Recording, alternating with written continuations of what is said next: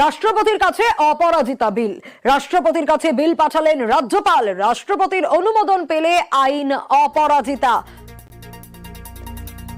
আরো বিস্তারিত সোমরাজ এ বিষয়ে জানাতে পারবে। সোমরাজ, ধর্ষণে ফাঁসি দিতে বিধানসভায় পাশ অপরাজিতা বিল, এবার তা রাষ্ট্রপতির অনুমোদনের অপেক্ষায়। একদমই, কারণ অপরাজিতা বিল রাজ্যপাল সিপি আনন্দ বোস তিনি ইতিমধ্যে রাষ্ট্রপতির কাছে পাঠিয়েছেন। মূলত বিবেচনার জন্য এই বিল পাঠানো হয়েছে।